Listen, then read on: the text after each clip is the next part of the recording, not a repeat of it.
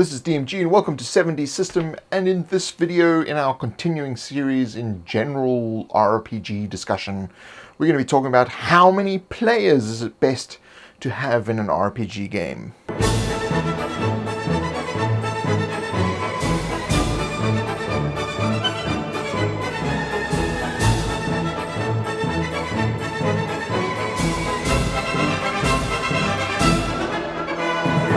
Now, this is a subject which has many varied opinions. It really depends on the type of game that you're playing. So what I'm going to be talking about is general. So generally, these are the sort of numbers that you'd be toying around playing with. Now, when we say number of players, we do not include the DM, GM, director, myth speaker, flame tenderer, whoever is in the driving seat of the game. We're talking about the actual players, so how many actual players there are. So if you have one player, one of the key aspects of role-playing games is that they're a social game. So any sort of thing where there's one player, you're not going to have a lot of the ideas bandied around. The telling of the story is going to be sort of very one-sided, literally. Generally, it's not conducive to a very good game. That doesn't mean that you can't have a good game. It's just it's not conducive to a good game. That brings us to 2 players. So 2 players, one of the great things about having only 2 players in the game is the game flows a lot quicker, so you can get through a lot more things a lot faster. But again, being a social game, you know, it's not as big a pool of people adding ideas and adding to the fun and creation of the game. So that brings us to 3 players, which again, we're now adding more social stuff to the game.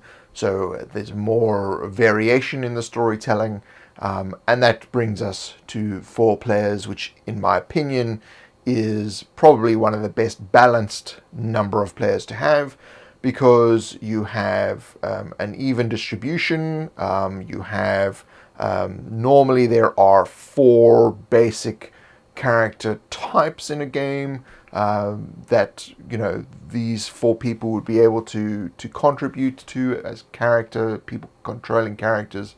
And of course you have the social aspect of having 4 buddies around playing a game. So the speed aspect of 4 players, it's still going to be relatively quick playing with 4 players. Once we move into 5 players, you're still having the social aspect, but you're losing some of the speed.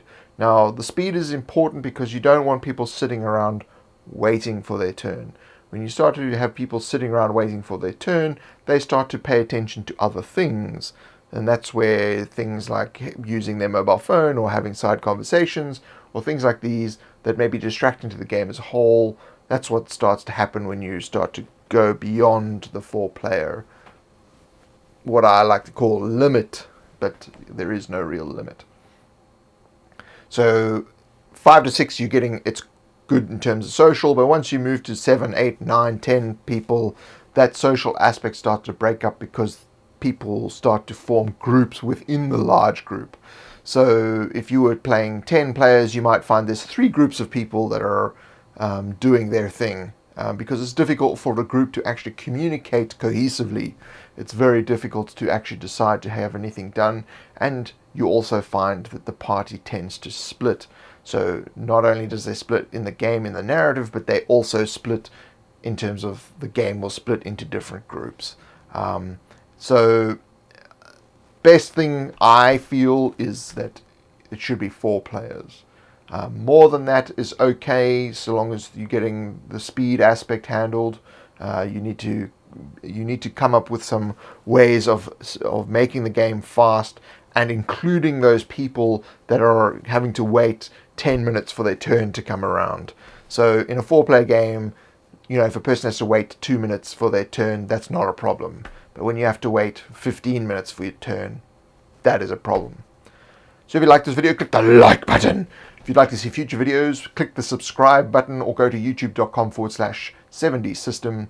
And you can also help support these videos through patreon.com/7dsystem. Check me out on Facebook and Twitter, and I'll see you in the next one.